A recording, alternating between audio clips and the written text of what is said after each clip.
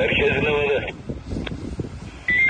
Anlaşıldı. Zafer Mahallesi Sarısaltı sokaklar geçim burası oldu.